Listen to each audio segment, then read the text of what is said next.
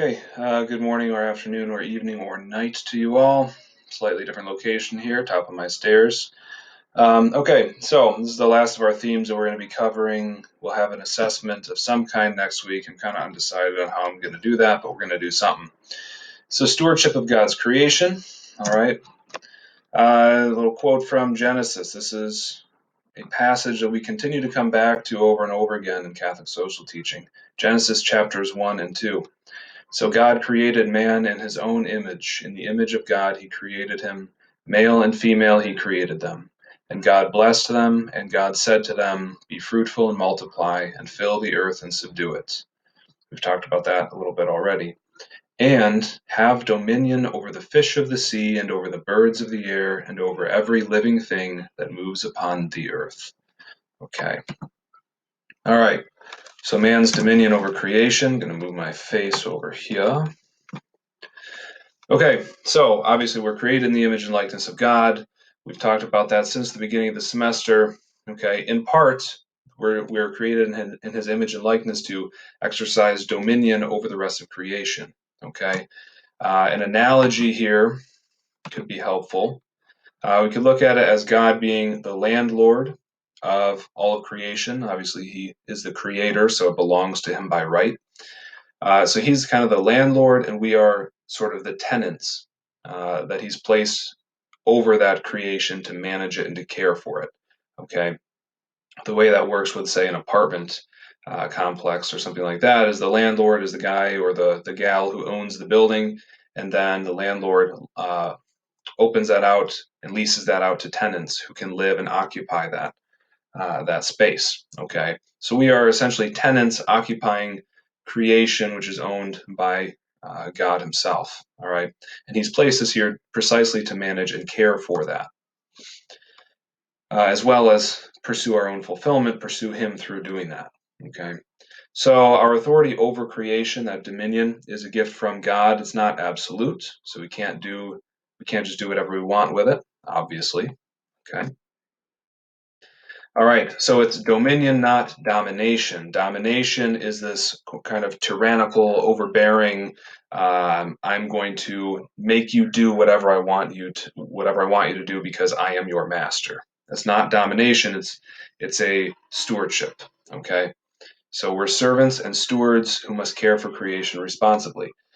Okay, you're going to see this kind of as an underlying theme, really in all of Christian theology, but especially in Catholic social teaching. We saw it with Humanae Vitae. We are servants of God, stewards of His design for creation. Right? That's why we're opposed to contraception, in vitro fertilization, surrogacy, cloning, all of those things that we covered and applied Humanae Vitae to. Same goes for how we approach the natural world. Okay, we are servants of God. We are stewards of what He has made. So we have to care for it responsibly. All right, so there's a whole bunch of these verbs in your textbook. Okay, but our task is to maintain. Okay, keep things up. To observe.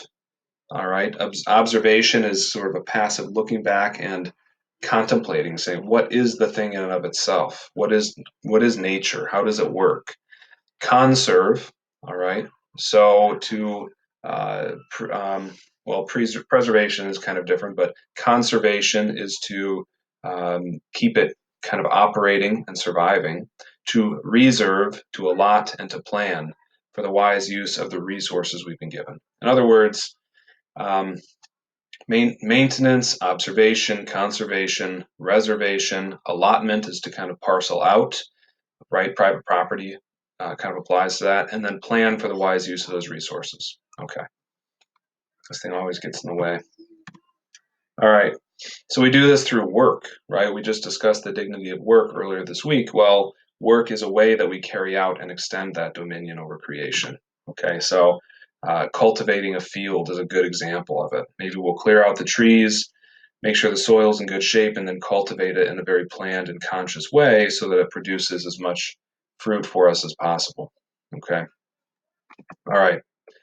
So, universal destination of good, solidarity, and environmental stewardship. So, key elements in understanding this environmental stewardship include, of course, the universal destination of goods.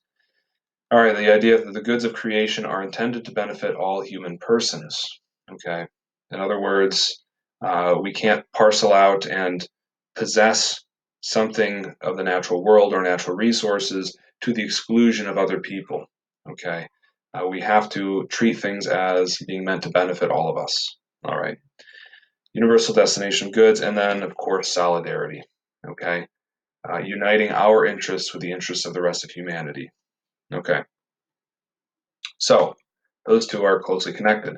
So by destroying the environment, depleting natural resources, all right, we're preventing the goods of creation from benefiting others as God has intended. So that's a violation of the universal destination of goods. And because of that, it's a failure of solidarity. We're not uniting our interests to those of other people, including future generations. You'll see Pope Francis, Pope Benedict XVI, John Paul II, all talking about destroying the environment as being a form of theft from future generations. We're actually stealing things that our children and their children and their children should have access to. Okay, so universal destination of goods and steward or in solidarity. All right, so recently, really the last three popes have been advocating very strongly for better environmental policies and practices. Okay, so we're going to somehow look at these themes in actual papal documents and try to apply some of those things. All right, that's all. That's it. That's all I've got for today. So enjoy the weekend. Have a wonderful Good Friday, Holy Saturday, and Easter. And then I will see you next week. All right.